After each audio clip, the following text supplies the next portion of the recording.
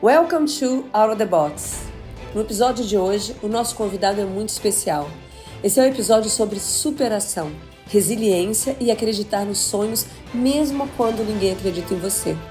A gente vai falar sobre jiu-jitsu, vamos falar sobre neurodivergência, periferia, dor, rejeição e sobre transformar tudo isso em força. Sobre cair e levantar, sobre ser desacreditado e ainda assim continuar. E Hugo Borin é uma dessas pessoas. Campeão no jiu-jitsu e campeão na vida. Hugo saiu do Brasil rumo à Irlanda com uma roupa de palhaço na mala, o jiu-jitsu no coração e coragem no bolso. Hoje, além de atleta e professor, ele é líder e criador do projeto 011 Grappling, onde transforma o jiu-jitsu em uma ferramenta de ajuda para crianças autistas e pessoas neurodivergentes.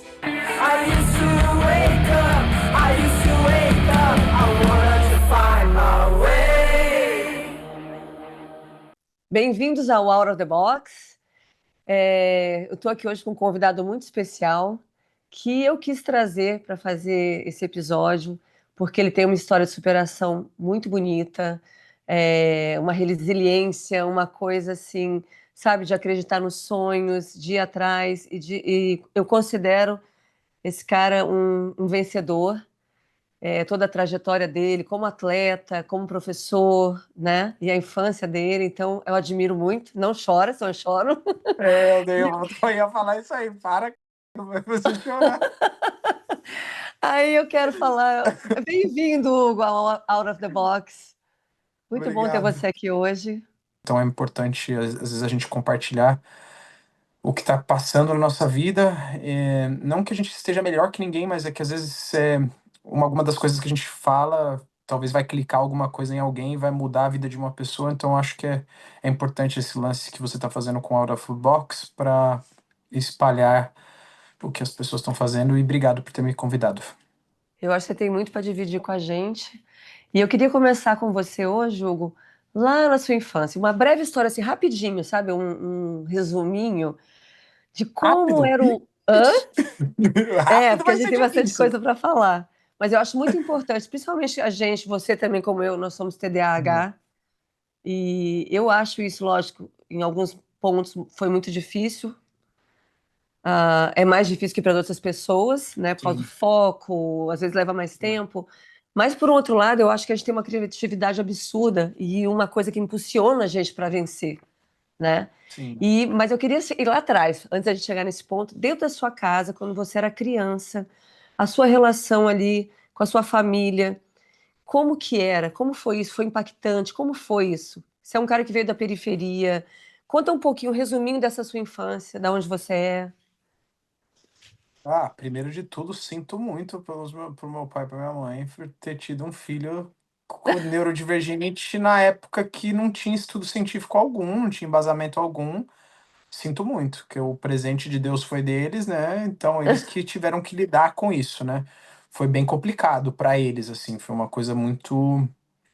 Eu acho que assim deve ter sido uma coisa muito difícil para eles, porque hoje como um pai eu vejo que é uma coisa muito difícil, assim, né?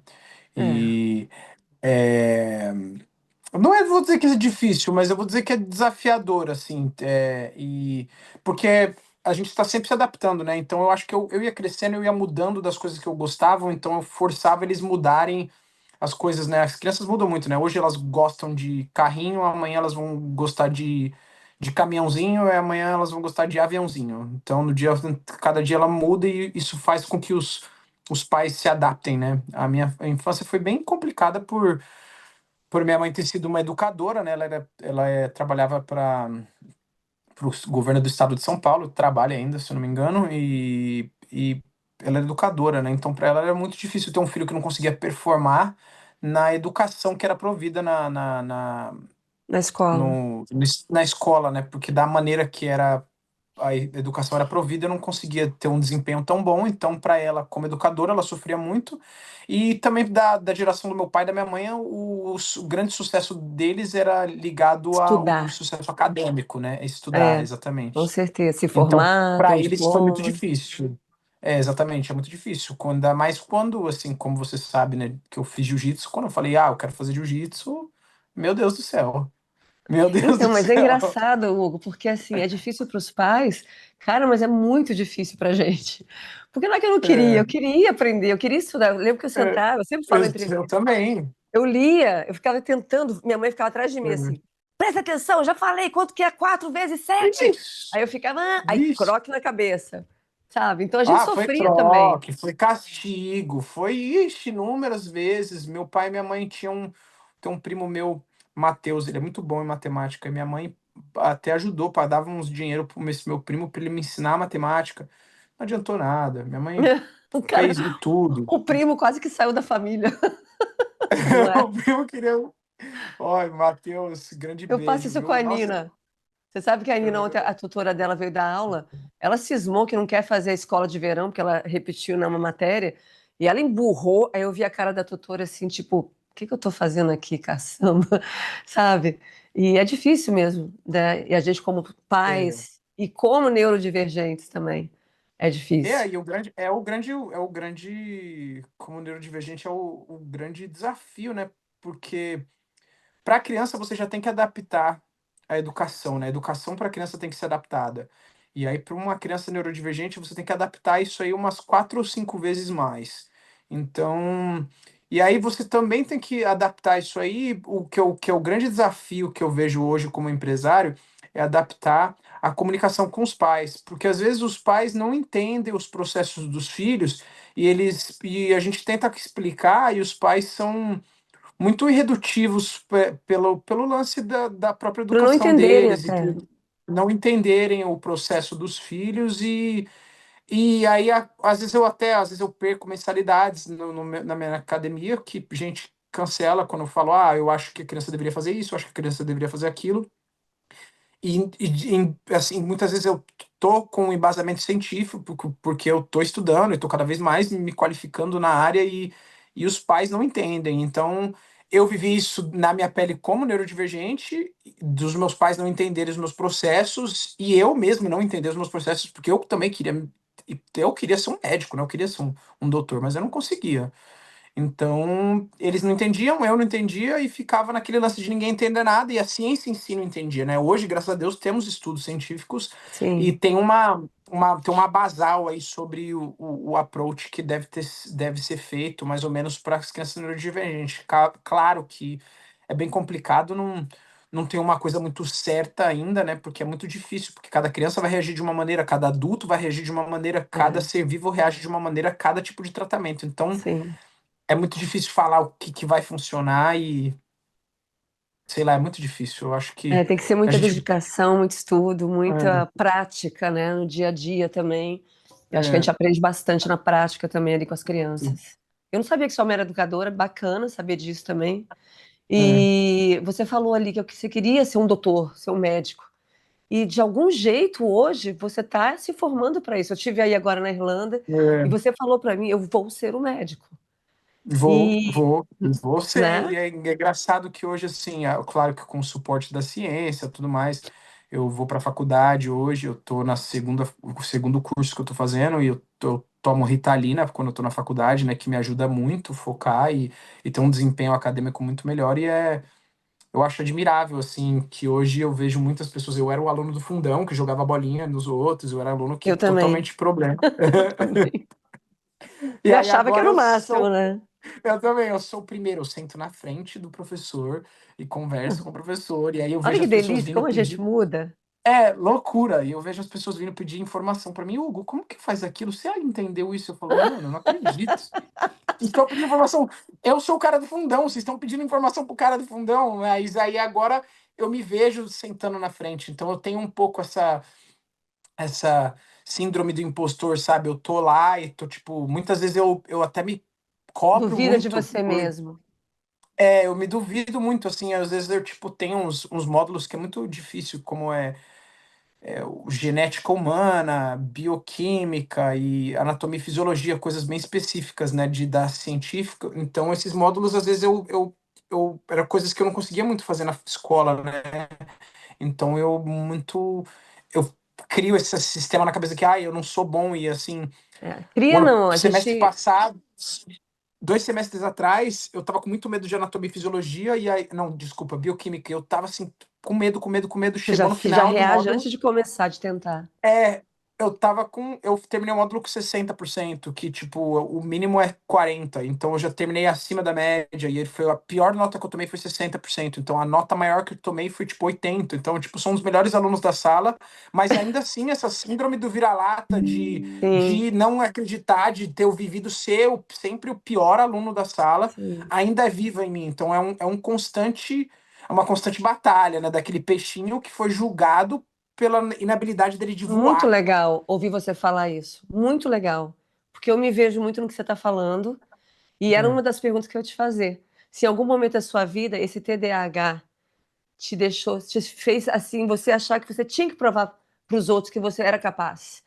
E às vezes você mesmo Nossa, sim, duvidava o da sua tempo inteiro. capacidade. O tempo inteiro, O né? tempo inteiro. O E tempo aí, de inteiro. repente, isso fez a gente ser o do fundão, o que fazia bagunça, o que queria É. chamar a atenção de algum jeito, falando, pô, eu não sou bom nisso, mas sou bom naquilo ali, sou bom na porrada, eu sou bom naquilo, eu faço, É, com né? certeza, com certeza, com certeza. Era exatamente Engraçado isso. isso. Eu tive que ter o meu próprio lugar de sucesso, né? Tive que. Eu acho que eu vi e ainda assim vivo, assim, claro que junto com a terapia, junto com várias outras coisas que a gente vai fazendo, vários tipos de trabalhos, eu vivi muito isso e assim, hoje ainda tem uma batalha interna, né, sobre esse, assim, eu saber que eu sou um peixe, né, e porque me julgaram pela minha incapacidade de voar, Incapaz.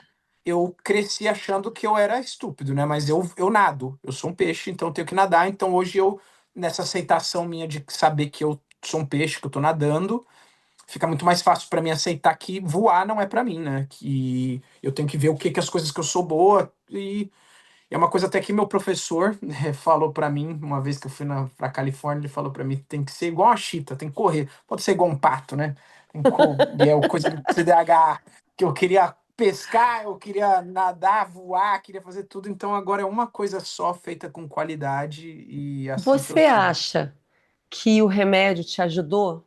Que você virou outra pessoa? Ou você já começou a mudar antes de tomar a Ritalina? Você acha que te ajudou o remédio? Porque eu sou tão relutante em tomar remédio. E às vezes eu Então, fico assim, assim, eu acho que na vida tudo é um pouco de equilíbrio, né? Na vida é o equilíbrio. A gente está sempre procurando o equilíbrio na vida. Então, eu tentei ir para a faculdade sem o remédio e eu vi que, tipo assim, foi muito engraçado a maneira que eu percebi, né? Eu tomo bastante cafeína, eu adoro café, então Ritalina não é recomendado para tomar junto com cafeína, né? Que aumenta as chances de AVC. Não é uma coisa severa, mas aumenta em alguns porcentagens e eu tomo cuidado com isso, né? Então, eu acho que assim, eu tomei cafeína um dia, eu vi que eu tava bem disperso, e aí um dia eu fui sem tomar, e aí a menina do meu lado, ela tossiu, né? Ela tossiu. Eu tava olhando a aula assim, prestando atenção, vai, foco, tem que focar, tem que focar, tem que focar, tem que focar. Ela tossiu. Aí ela tossiu do meu lado, eu já pensei, eu nem treinei essa manhã, nossa, meu Deus, ai, eu vou ficar doente, caramba, será que eu não tomei vitamina C? Nossa, mas aí, se eu não tomei vitamina C, então eu vou ficar doente, não, e aí se eu ficar doente, nossa, eu não vou conseguir treinar, aí vai piorar, aí eu não vou treinar, e aí eu não vou conseguir exatamente. vir para a faculdade. E Ai, aí, gente. quando eu vi, eu olhei pro professor, eu vi e falei, meu Deus, o que que ele tá falando? Eu já tinha ido para ficar doente, porque a menina tossiu do meu lado. Na hora que eu percebi isso, eu abri a mochila na hora, tomei a Ritalina, demorou uns 40 minutos, claro, para ela quicar e eu melhorar, assim. Mas, assim, eu vejo pessoas que tomam no dia a dia e pessoas que talvez não tenham vivido tudo que eu vivi e para eles recomendam tomar todo dia. Mas, assim, quando eu fiz o meu diagnóstico, até a médica falou: por que você quer fazer isso se você já tem um sucesso com o seu esporte na sua área, você já tem o seu sucesso com a sua academia, por que que você quer fazer isso? Eu falei, porque eu quero me melhorar, quero me entender. E aí eu fiz e eu tinha a prescrição médica de tomar o remédio, mas eu nunca tinha tomado, fiquei 2 anos sem tomar. E aí, quando eu fiz minha primeira faculdade aqui, eu peguei a medicação e falei, vou pegar só para deixar aqui para ver se é isso que funciona, vou tentar fazer faculdade. Falei, eu acho que eu não consigo fazer faculdade, mas eu sou muito inteligente, talvez eu consiga fazer, não sei. Então aí eu comecei a tomar quando eu comecei a primeira faculdade. E agora nessa segunda, os dias que eu tenho aula, que eu sei que vai ser que vai demandar muita concentração, como bioquímica, anatomia, genética humana e coisas que são bem científicas, eu tomo, mas assim, dia a dia, se eu tô de férias, eu não vou tomar.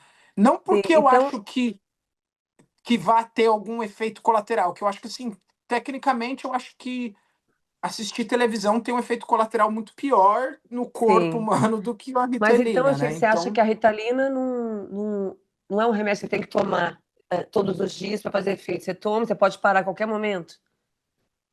pô, pra mim, eu não sei, talvez, assim, é porque é bem complicado, né? Eu não vou falar, É, isso aí tem que eu ser um não. médico para falar, né? Tô falando Tenho que para ser um você, né, médico. como funciona.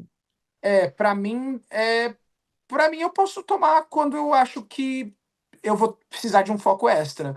Eu nunca tomei assim para competir um campeonato de jiu-jitsu, nada assim, porque eu achei que eu já criei meu sistema de competição, então funciona para mim. Eu acho que time que tá ganhando não se mexe, né? Então Sim. eu. Eu quero entrar aqui com você no nosso ponto aqui. Você não acha? Para mim foi uma grande mudança na minha vida, em questão, no termo de focar, entendeu? E conseguir Hum, prestar atenção em alguma coisa. Na faixa branca, não, que eu era everywhere. Eu não sabia nem o que ele estava falando. Mas com o tempo, o jiu-jitsu me ensinou a sim, focar. Eu queria saber como foi, como que você achou o jiu-jitsu e sim. o que que o jiu-jitsu trouxe para sua vida na neurodivergência, assim. Bom, E para sua vida também, sabe? De mudança, de sair ali da periferia de São Paulo para o mundo. O que que o jiu-jitsu trouxe para você? bom, para mim foi liberdade, cara. Me trouxe a liberdade, me trouxe a minha própria expressão, né? Me expressar dentro do meu corpo e autoconhecimento, me trouxe. Eu não tenho palavras, assim, me trouxe minha vida, assim, É. inseriu no mercado de trabalho, me ensinou a socializar, me ensinou os meus limites, me ensinou o limite do próximo, e principalmente que, assim, saber o limite do próximo é muito importante para a gente, para relacionamentos interpessoais, então é uma coisa que talvez ali na minha infância eu tinha um pouco de dificuldade, porque eu era muito hiperativo, eu queria ter atenção, mas eu não tinha, então sei lá, eu acho que nesse lance foi bem legal ter o jiu-jitsu. Eu comecei com a capoeira, né, com 6 anos de idade, e aí meu pai tinha feito judô e jiu-jitsu umas aulas, e ele sabia um armlock, ele me mostrou um armlock em casa assim, e foi a única coisa que ele me mostrou, e ele trabalhava muito, então não tinha muito tempo dele me mostrar mais nada, mas eu acho que era só isso mesmo que ele sabia, porque até hoje nunca mais vi mais nada saindo dessa cartola, né? Não saiu Você mais foi nada. treinar num projeto, Eu fui, na verdade, assim, eu fui treinar, eu treinava projeto num projeto social social? de capoeira, e aí eu treinava num projeto social de capoeira. E aí, quando eu fiz, eu trabalhava desde os meus 10 anos de idade, assim, eu trabalhei numa funilaria, trabalhei em vários diversos outros tipos de trabalhos, e acho que com os 14 eu já era menor aprendiz de empresa, assim, 16 eu tinha dois trabalhos, eu tinha até deixado a escola um tempo, e eu tinha dois trabalhos de menor aprendiz. Um era na TVA, eu fazia telemarketing, o outro era no Banco Pan-Americano. E aí eu treinava de manhã e treinava à noite para conciliar os treinos, assim. Mas essa parte foi bem complicada, assim, porque foi muitos de idas e vindas, assim. Eu treinei um pouco.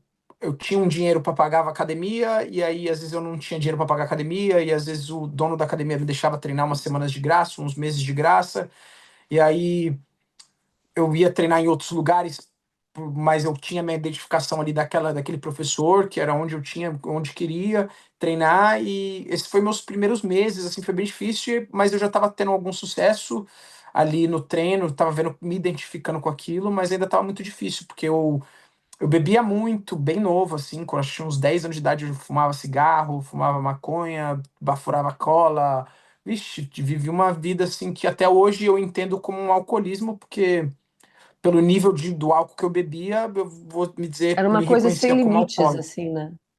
Sem limites. Sem limites, né? E aí, inclusive, né, meu primeiro professor, o Ricardo, eu lembro que ele falou assim pra gente, eu era bem novinho, acho que devia ter uns 14 anos. Ele deu um aquecimento bem forte, ele falou: "Ah, agora tem o break, é o tempo aí, vai lá beber água, pode fazer o que você quiser". E aí nisso eu peguei minha mochila e tava saindo da academia para fumar um cigarro. E aí ele Nossa falou: "Onde Senhora. você vai?" Eu falei: "Eu vou ali fumar um cigarro".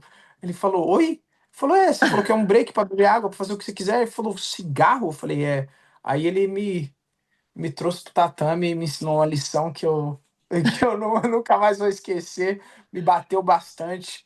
E aí eu comecei a analisar que aquilo ali não era para mim, assim, e muitas vezes eu vi que o jiu-jitsu me fez parar de beber, me fez parar porque eu acho que eu bebia mesmo para ser aceito ali pelos meus Sim, amigos, com pelo certeza. No rolê, grupo, pelo né? É. cigarro, pela fazer Eu parte da também, Hugo, comunidade. mesma coisa, sabia? Olha como eu sou legal, eu faço isso, eu bebo, E hoje, assim, eu sou uma pessoa que, tipo, eu não tenho prazer algum bebendo, assim. Se a gente vai comer um jantar, assim, eu tomo uma taça de vinho, alguma coisa assim, mas não é uma coisa que Sim, eu me vejo, me sim, eu também. identifico bebendo, assim, igual, pelo menos igual fazia nessa época, que era muito novo, né? Dos 10 até os 18, 19, eu bebia muito, assim, muito mesmo, Hugo, eu todo vejo final de assim semana. que, principalmente nos projetos sociais, às vezes saem muitos moleques muito talentosos, assim, né? É. E ali o jiu-jitsu vem como como se fosse um divisor de águas. Ou Vem você mesmo, pega o caminho porque ali do jiu-jitsu para mudar, agarra a oportunidade, de ou onde eu você venho, de onde eu venho, assim, atletas da mesma academia que eu venho e da mesma quebrada, assim, da mesma comunidade de onde eu venho, eu consigo contar, assim, mais de 40 atletas que eram junto comigo, assim, que eram muito bons, assim, e eu que, lembro de uns 10, 12 sei ali, lá, treinaram com a gente. é, por aí. Eu consigo Muito contar uns talentosos. 40 que, tipo, muitos talentosos que tinham tudo e que talvez não tivesse apoio dentro de casa, talvez não O tivesse próprio uma ambiente que estrutura moravam, né? mental. É. É assim, porque eu morava no mesmo ambiente, assim, em si. Eu não vou ser sincero, não foi fácil pra mim, não. Eu tive que. Muitas coisas que eu tive que passar. Eu acho que, assim, hoje, como eu vivo na Irlanda, e eu estudo um curso que tem muito esse lance de societal também.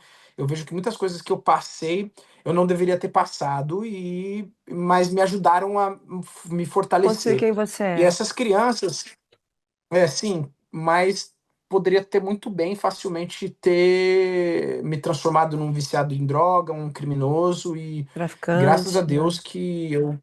Exatamente. E eu consegui, pelo jiu-jitsu, me expressar e conseguir um trabalho e conseguir viver disso. Mas foi muito assim, muito apoio dos meus dois professores, o Ricardo que começou e depois o português, o Eduardo Santoro, que me ajudou muito de competir, o lado da competição. O Ricardo foi o cara que, tipo, me tirou desse ambiente mesmo, assim, falou, meu, isso aqui não tá virando pra você. E falou, se você quiser competir, tem mais dias pra você treinar, vai lá treinar com o Eduardo.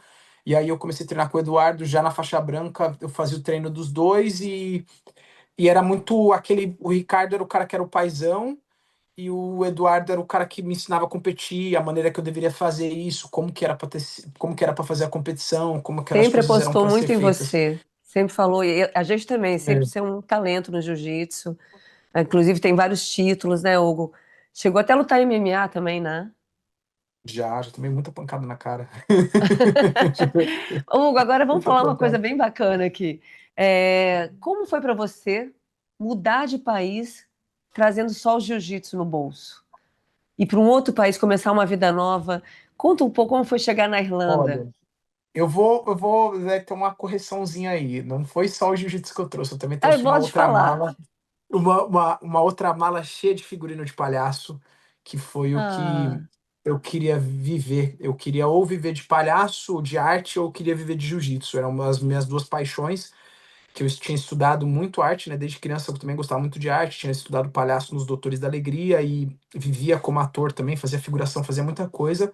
E fiz teatro, fiz cinema, muita coisa, mas não tinha conseguido contatos, eu não tinha conseguido realmente viver daquilo no Brasil e também não tinha conseguido o sucesso suficiente no jiu-jitsu, porque eu tinha que trabalhar para pagar minhas coisas, as coisas que eu queria comer, as coisas, então não estava sempre balanceando entre trabalho e treino, eu não conseguia focar muito no trabalho, não conseguia focar muito no treino, não conseguia me focar muito nas artes, então ficava muito difícil. Quando eu cheguei na Irlanda, o meu primeiro aluguel aqui eu paguei duas noites num hostel, né, num hostel aqui e tinha dinheiro só para comprar uma maçã e uma água. E aí eu comprei uma maçã, uma garrafa d'água e fui para a rua fazer arte, fiquei fazendo malabares e procurando as academias de jiu-jitsu já, né, no meio do dia. E fiz o dinheiro para pagar o depósito da casa, entreguei o depósito, falei, eu vou onde eu tô ficando e volto amanhã com o dinheiro do aluguel, mas eu também nem tinha o dinheiro do aluguel, voltei pra rua no dia seguinte, mais uma maçã, mais uma garrafa d'água, tava magrinho, seco, nossa, podia Não. lutar na MMA na hora, né, tava no peso. Aí fiz malabares o dia inteiro, toquei o ukulele, tocava violão, e aí fiz o dinheiro do aluguel, voltei, e aí eu decidi que eu não queria mais fazer o palhaço. Eu já tava viajando um ano de palhaço na rua e tava chegando, era o final do verão, tava chegando o verão e eu falei, pô, não quero fazer mais um inverno de palhaço na Europa, viajando o mundo aí e tal. Eu quero ficar num país, eu quero ter estabilidade, quero aprender inglês, então eu meio que fechei, guardei o palhaço de volta assim na mala e vi que o jiu-jitsu aqui não tinha, era muito fraco, né? Não tinha, na época eu era o melhor atleta do país. E eu liguei pro Portuga, né? Falei, porra, mestre, aqui vai ser muito difícil de eu pegar a preta aqui, os caras que são ruins de jiu-jitsu. Ele me deu a ideia de abrir uma academia aqui. E aí no primeiro mês eu já tinha aberto minha academia, arrumei um trabalho para part-time no restaurante, porque eu também já tava, eu não queria usar o palhaço para ajudar no cash flow da academia, até arrumar os alunos, então eu arrumei um trabalho no restaurante, que foi onde mais ou menos começou minha vida aí, aí eu disso eu consegui com esse trabalho focar no jiu-jitsu e nesse trabalho até que eu larguei o restaurante, fiquei só na academia e aí tive esse foi meu primeiro projeto da academia, tive outras academias até estabilizar a 011, que é o projeto de mais sucesso que a gente tem hoje aqui, que é o que a gente Sim, trabalha com deixa eu te crianças falar uma coisa. neurodivergentes.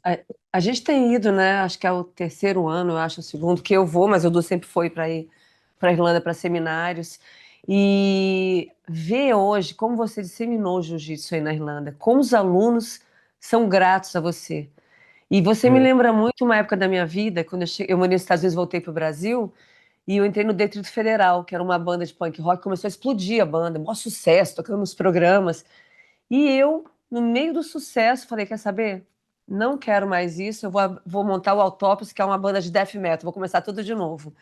Então você disseminou o jiu-jitsu, você estava crescendo, muitos atletas, você fez a SJJ crescer aí na Irlanda. Todos eles até hoje são muito gratos a vocês, são a SJJ ainda.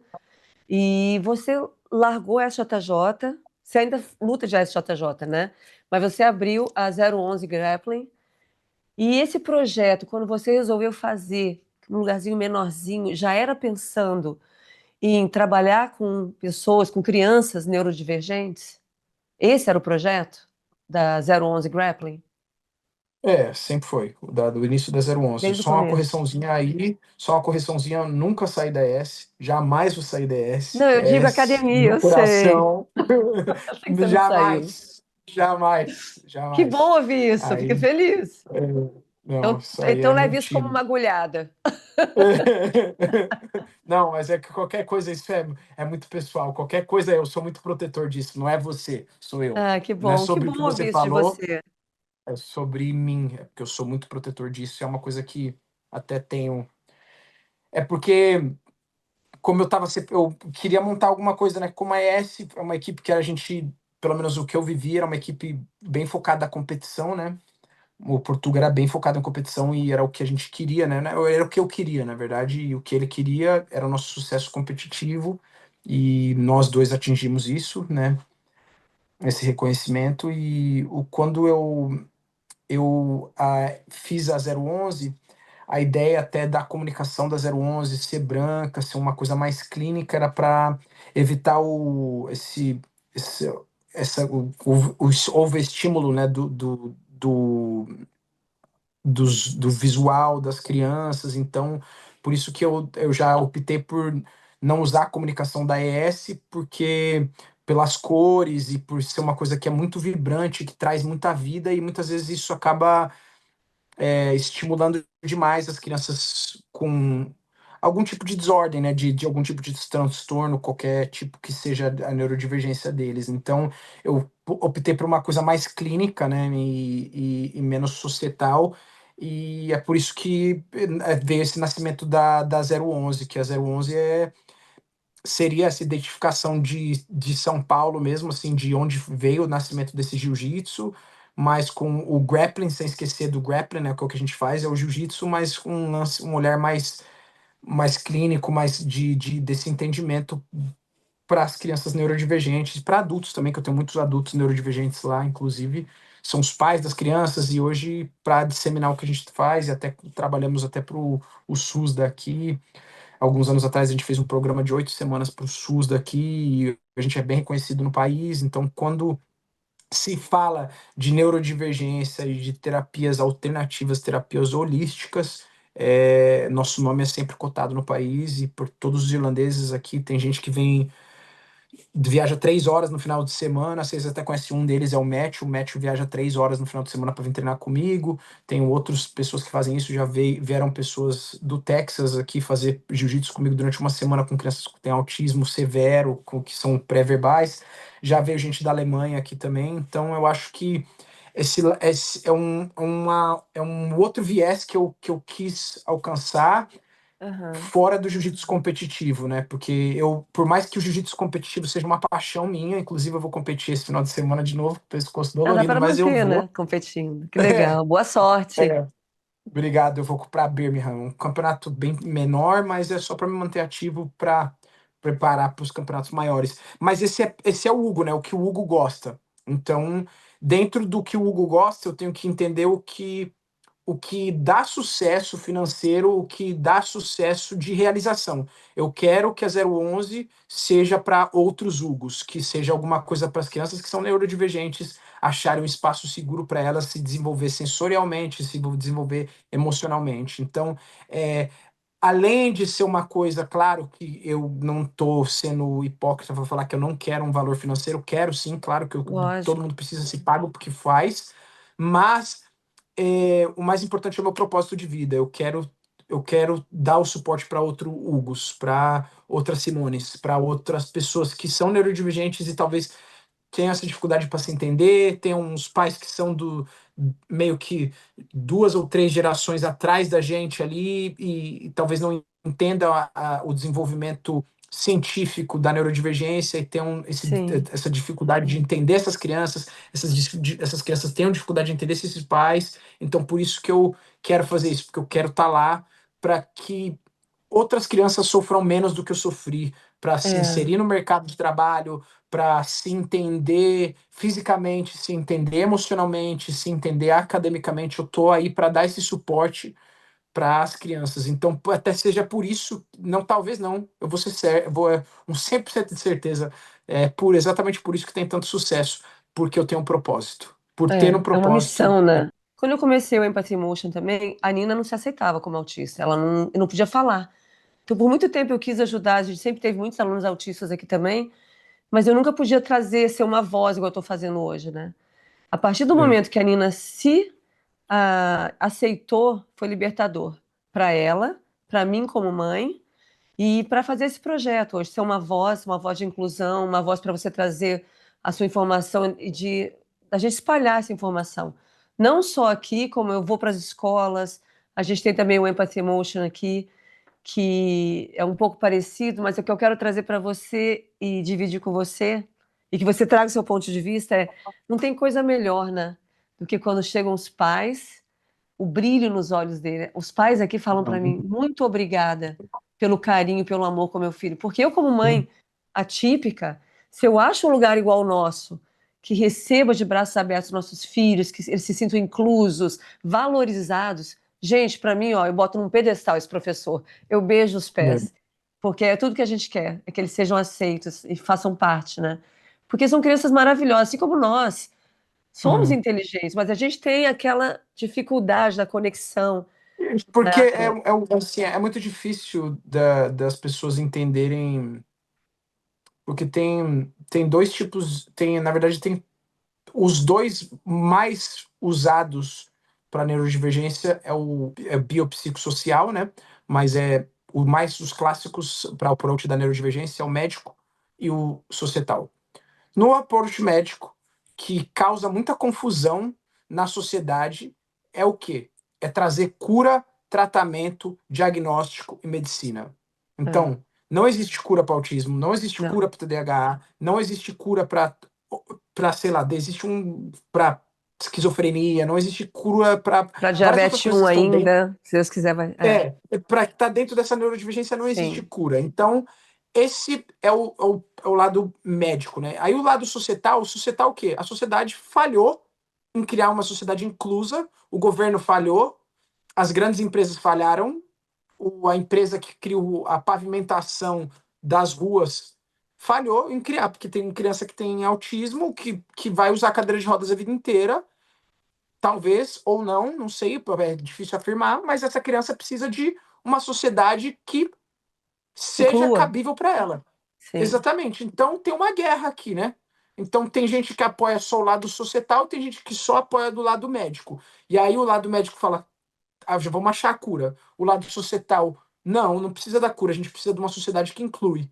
E aí fica nessa guerra, essa guerra causa a falta de informação, causa essa insegurança nos pais, que somos nós, nos profissionais da área que somos nós, em vez de ter um lado que todo mundo sabe que cada approach é necessário. Um lado médico é necessário para o diagnóstico, para a medicina. Talvez um dia ache a cura, talvez um dia ache a cura, mas por hora não tem. Então é errado a gente falar vai curar, porque não vai curar, não vai curar porque não tem cura. Então é errado esse lado de Eu não falar acho que é isso. cura, porque eu acho que não é uma doença, não é a cura, o autismo. É um jeito diferente de Não, pensar, né? não, mas De só que ser. sim, e aí existe o lado societal, Melhoras, a né? gente pode arrumar vitaminas, coisas que vão melhorar a atenção, coisas que vão Sim, melhorar. vixe, tem Nada melhor tanta do que a coisa. terapia e o amor dentro de casa, não é? E a Nada, paciência em nada, ajudar, e estar nada, ali no dia a nada, dia, nada, e acreditar no seu nada. Isso não filho, que tem. pode. A Nina foi Não, nada. diagnosticada nível 2, hoje ela é nível 1. Ela interage com todo mundo, ela fala com todo mundo, é cheia de talento, sabe? Então a gente não Mas isso pode é desistir muito dos nossos importante é filhos. a mãe, né? Mãe e pai, se a gente não desistir, e porque às vezes eu, cara, como profissional da área, eu ouço coisas diariamente, cara, dos pais, assim, é que eu vejo o pai assinando lá o programa, fala, quando que você vai curar meu filho? Eu falo, cara, não tem cura. Eu falo, não tem, não é isso. Você está buscando a coisa errada. Você tem que entender seu filho. É, E exato. então, e aí e também tem outros pais assim que vem assim, tipo, um lado pai muito mais societal, que vem o pai assim falar, seu filho hoje, se eu falar, por exemplo, deu um chilique, eu vou falar, não, meu filho não deu chilique, foi overwhelmed. Então tem um pai que é muito desse lado societal que ele vai falar, É. se você falar para a criança a criança é não verbal, em vez de falar pré-verbal, o pai vai pular no seu pescoço e vai querer te matar. Então é por isso que eu falo dessa guerra causa insegurança, em vez dessa nova desse biopsicossocial, que é o novo modelo de saúde, que é um time multidisciplinar da ciência, né, que é um psicólogo, um cientista social, um psiquiatra que fez o Exato, isso que meu diagnóstico, irmão o falou doutor também. da família. Então tem que ter todo isso aí. Sem isso aí é muito difícil. É muito É, difícil. mas Sem o isso aí a gente tá. principal, vê se você concorda comigo, é dentro de casa onde começa. Os pais Ah, entenderam que seja não, isso sua aí é mãe. o É básico. Isso aí é o aceitar. básico. Às vezes, dentro de Não, com casa mesmo, certeza. a pessoa, o pai que sabe que até aqui, às vezes, o Du é difícil, ele e a Manuela entenderem que a Nina tá overwhelmed mesmo, sabe? Que ela tá tendo um meltdown, Não, não é uma birra. Fala, gente, não é birra, não é assim que se não. aproxima, tira o celular, vou filmar. Não. Fica perto dela quietinho ali. Espera ela acalmar, dá um espacinho para Tem que ela. dar o tempo. Não adianta, tem que dar o tempo deles se acalmar e eu preciso do meu tempo. Às vezes assim, se eu tiver num momento, eu agora tô num momento que Eu também assim, eu preciso, aprendi Hugo. muitas coisas. Eu aprendi muitas coisas. Se eu tiver muita coisa acontecendo, eu estiver lidando, a gente teve uma experiência dessa, eu e você, né? Que eu tava lidando com tanta coisa. Eu falei, se não dá mais para fazer isso, eu não consigo. Eu tô overwhelmed, então E é muito eu bom você chegar a preciso esse hoje. ponto de dar um limite, falar, não, eu não posso mais. Porque a gente, a vida inteira, Hugo, a gente tende a pegar tudo, querer fazer tudo ao mesmo tempo, isso aí acaba com a gente. Sim. Então, as minhas Ainda mais os agressividades, TDAH igual a gente, né? TDAH igual a gente tá aqui, ó, subiando cana, chupando cana, assobiando, fazendo falando com a filha, vai malabares. levar um lanche, já manda uma mensagem aqui do lado. Exatamente. Mas E aí é o assim, que o Eduardo falou pra mim, né? Você vai ser um pato. Não, você tem que fazer uma coisa boa, uma coisa só correta. E aí, por isso é meu foco na 011 hoje. Eu sempre vivi nessa batalha interna minha que eu queria fazer um monte de coisa, porque eu gosto de muita coisa, né? Eu gosto de arte, eu gosto de música, eu gosto de cinema, eu gosto de tanta coisa, eu gosto de jiu-jitsu, eu gosto de. Agora eu tô fazendo pilates pra caramba, eu tô é que apaixonado por nem eu. pilates, então eu gosto de Faz tanta Animal coisa. Flow, já marquei um show em São Paulo, vou tocar em São Paulo no final do ano. Aí tem o Out of the Box, aí tem as filhas. Gente, Exatamente. a É gente tão dá lindo o conta, mas é TDAH, né? overwhelming. Porque Mas você você pode sabe que fazer com o tudo. tempo, Hugo, Mas aí uma hora a conta chega, né? A gente faz tudo isso e uma hora a gente tá exausto. por isso que é E é bom uma ter o exaustão diagnóstico. que não é nem, Quando você que não é aprende nem que você é um nem física. TDAH. Não, eu, no meu caso, assim, como eu treinei a vida inteira, vivi como atleta, eu não tenho essa exaustão física. É muito difícil, eu nunca tô É, muito eu exausto também não. físico. É mental. Então, às vezes, eu Mental, preciso do meu total. momento sozinho, quietinho, no quarto, com luzes apagadas, Não assim, é? assistindo uma coisa bem, bem, como Eu diz, tava agora aí com bem, o Du na bem viagem. vanilha, né? Eu Bem falo, primeira baunilha, semana uma da coisa viagem, é ótimo, né? A gente tá curtindo. Segunda semana já começa, porque o Du também ele é intenso, ele quer fazer as coisas dele. Aí chegava no hotel e falava assim: metódico, agora metódico, me né? deixa. Ele falava: não, você vai tomar banho eu também vou. Eu falava, não entra no banheiro. Fecha a porta, fico lá no chuveiro uma hora que eu preciso me recarregar, me regular, sabe assim? Mas o grande problema é que, assim, a gente nem percebe isso, né? O ser humano nós somos um animal que precisa de rotina. Sim, Então, o ser humano precisa de rotina. Então, viajar, às vezes a gente sai da nossa rotina, a gente não repara o quanto isso desregula a gente. E eu é, adoro viajar. Inclusive, esse final de semana eu estava em Geneva, esse final de semana agora eu vou para Birmingham e para competir. Mas ainda assim, eu vejo que sempre que eu estou viajando, eu acabo fugindo um pouco da minha dieta, eu acabo não dormindo tão é, bem, eu acabo porque e aí acabo fica mais fácil desse overwhelming. Até quando eu é tô viajando, eu desregular. tento evitar não ter conversas sérias, eu tento evitar não ter nenhum tipo de sabe, coisas que eu preciso ter uma atenção melhor, porque eu não, a gente tá no fight and flight mode. Assim como a gente vai ter conversas sérias, a gente tem que evitar, tipo, antes do café da manhã, que é o nível cortisol tá alto, quando tá com fome, quando tá cansado, evitar isso, né? A gente entender como o ser humano opera e como a cabeça do neurodivergente opera, porque o ser humano já não opera muito bem nesse fight and flight mode, né? O optálamos lá, né? O hipotálamo está enviando para adrenalina, lá para adrenalina da glândula, né? Glândula adrenal gland. Então você está o tempo inteiro lutando com você mesmo, essa bioquímica dentro de você tá lutando. E aí você vai querer conversar com alguém nesse momento. E é este é o momento que a criança com autismo tá. Ela tá nesse processo desse overwhelming. A criança com TDAH, ela tá nesse overwhelming. Então, se ela tiver nesse momento ela não tá nem te ouvindo. Você tá tentando conversar, você fala, não, para com isso, vamos tentar. Não, É, ninguém tá te ouvindo. Então claro que com a vida adulta é muito mais fácil entender como que o TDAH, como que o autismo, como todas essas coisas funcionam. Mas uma criança, ela não tem essa noção, né? Então, quando esse overwhelm chega, ela quer destruir tudo, quer se jogar no chão, até sim. o level de cortisol descer, até essa criança entender como funcionam as coisas, se é dopamina, o que que é, como que vai regular essa criança, é difícil, né? Você sabe que por muito tempo, sempre quando eu dava entrevista, as pessoas perguntavam pra mim: tem alguma coisa na vida que você se arrepende, né?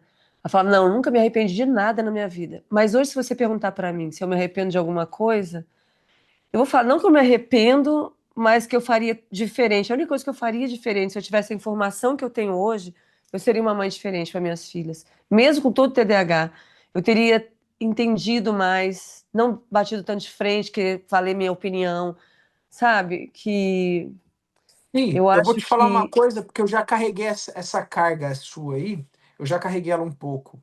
E eu fazendo terapia, né? Eu faço terapia toda sexta-feira, né? Então, anos de terapia. E eu aprendi uma coisa com a minha psicóloga, depois de muita terapia, eu carregava essa mesma carga que você carregava sobre ser um pai melhor ou ser uma mãe. Eu acho que é uma coisa muito importante até para você, para todos que estiverem ouvindo isso aqui.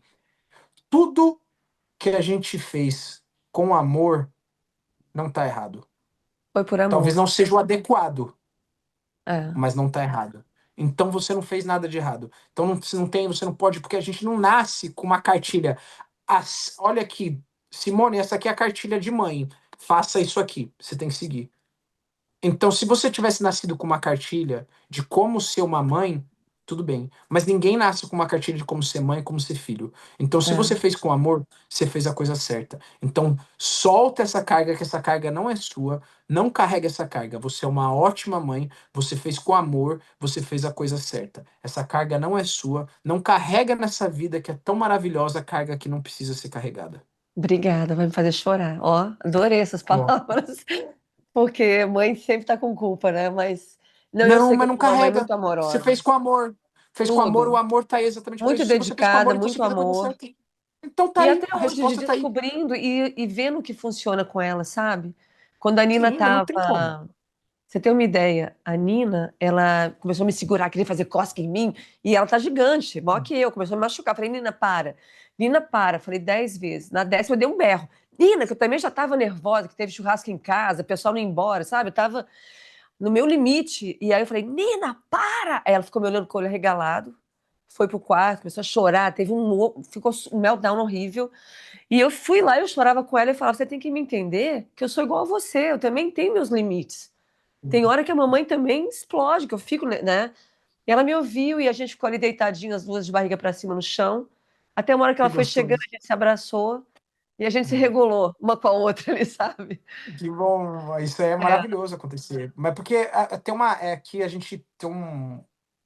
Quando a gente vai fazer esses workshop de pais e tudo mais, os pais sempre, a gente sempre orienta, sempre, para você regular uma criança, você tem que se regular primeiro.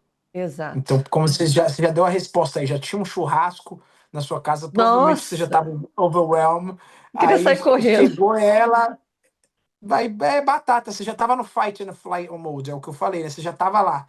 E aí, quando ela chegou, ela já pegou o finalzinho desse fight and flight mode e conseguiu esse overwhelming aí. Mas é bonito da maneira que você colocou, né? Que vocês duas se abraçaram, choraram, se entenderam e se abraçaram e se regularam junto. Eu acho isso lindo, isso mostra o quão maravilhosa de mãe você é e o quanto que você está carregando uma culpa que não é sua. Ó, o quão bonito que é isso. Muitas mães não teriam essa capacidade que você teve de sentar, abraçar e se regular as duas, ficar deitada de barriguinha, porque às vezes é só isso que a criança precisa. É Só só alguém isso. sentar do lado deles e ficar abraçadinho com eles e esperar, e você É. fez isso, então você é uma mãe maravilhosa. Então para de carregar essa Obrigada, culpa vou não é parar. sua. E é uma coisa que é legal a gente falar aqui, Hugo, que muitos pais acham que por eles estarem em casa perto da criança, eles estão Todos. tendo um tempo de qualidade, mas estão no celular, eles não estão entrando no Todos. mundo da criança. Esse dia que eu fiquei com a Nina ali no chão, quando a gente se acalmou, eu estava no mundo dela, dentro do quartinho dela, cheio de posters, e a gente ficou conversando.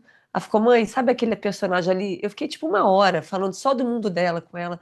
E foi tão legal essa conexão minha com ela, tão importante, como ela acalmou de eu estar ali para ela, de verdade, presente no momento, sabe? Foi muito lindo, É, assim. Acho que isso isso vale a é. pena a gente que é pai e mãe, a gente prestar atenção. Mas isso é que é muito difícil, né, hoje em dia, né? Porque aí é o que eu tava falando sobre o lado médico societal, né? Porque aí você fala pro pai, ah, o seu filho tem autismo, aí ele vai só pro lado societal, né? Porque aí ele vai, ah, eu preciso de dinheiro para pagar mais terapias. Então ele vai É, querer arrumar isso aí trabalhando igual um retardado, e aí ele não tem tempo para essa interação com a criança, acaba não entendendo essa criança. E aí o dinheiro que ele ganha, ele vai gastar com paga terapeuta. terapias. Então Exato. é uma Mas eu acho que batalha. todo mundo tem um momento que você está em casa. Esse momento que está em casa, é importante deixar o É, celular. Importante interagir um sim, pouco com os realmente. filhos, né? Ô, Até mesmo para Hugo, criar esse entendimento que você criou, de que você tem, né? Porque se você não tivesse tempo, você nunca vai criar esse entendimento que você tem. Se você der é. o tempo para a criança, esse entendimento vem para você, né? Hugo, a gente tem assunto para ficar o dia inteiro conversando. Tem. Mas eu queria, acho que a gente levou mensagens bem bacanas. Você pôde falar do seu trabalho aí, que é muito lindo. Eu queria te parabenizar aí por tudo que você conquistou na sua vida, Obrigado. principalmente para Obrigado. 011, esse trabalho lindo com essas crianças neurodivergentes. São crianças maravilhosas. A gente teve a oportunidade de estar aí com você agora, já pelo segundo ano. E é isso, conta com a gente. A gente também, eu quero aprender com você. A gente está junto, vamos trocando ideias. Eu vou deixar todo o contato aqui, a gente vai deixar na tela. Queria que você deixasse uma É, mensagem para quem está ouvindo hoje e te agradecer muito. Tamo não, junto. obrigado a você pela oportunidade.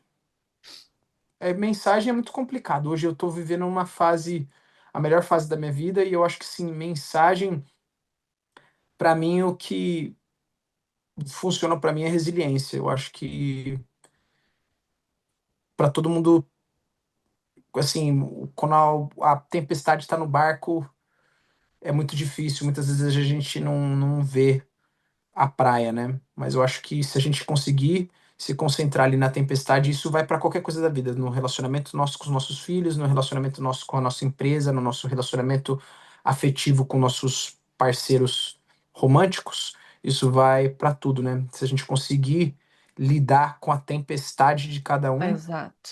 A na hora que tempestade chegar passa. passa, né? A praia É. vai estar lá, né? O barco vai atracar num lugar lindo e a gente vai conseguir viver. Então, eu acho que a resiliência dessa tempestade, desse barco, eu acho que é o principal para qualquer campo da nossa vida, né? A gente precisa, é sobre o amor mesmo, né? Sobre se for o amor que você tem para sua filha, suas filhas, o amor que você tem pelo mestrão, e por isso, porque o amor não tá em amar a pessoa na mesa do bar, né? Não amar a pessoa na hora que tá tudo bom, na hora que tem o dinheiro, na hora que tem isso. O amor tá em amar a pessoa no pior. Se a gente conseguir amar a pessoa na pior fase dessa pessoa, se a gente conseguir amar a nossa vida na pior fase da nossa vida, se a gente conseguir amar nosso trabalho na pior fase do nosso trabalho, se a gente conseguir amar nossas crianças quando no pior cenário que tiver de comunicação, a gente consegue nas horas boas. Eu acho que a mensagem é mais ou menos isso aí. Amar as pessoas como se não houvesse o amanhã, Renato Russo. Ah, que lindo. É É. preciso amar Amar as pessoas pessoas como como se se não houvesse houvesse amanhã. amanhã. Aê, Porque se você. É linda nessa música. parar pra Pra pensar. pensar, na Na verdade, verdade, não não há. há. Nossa, é linda essa música. Ó, obrigada, Hugo. Foi lindo. Muito Obrigado a obrigada. você. Adorei. Sabia que ia ser muito bacana te entrevistar e conversar com você. Beijo, fica com Deus. Obrigada. Tá Beijo em bom. todos aí. Obrigado. Beijo. Tchau, tchau. Tá, Hugo? Tá bom. Beijo. Tchau, tchau. Beijo. I used to wake up, I used to wake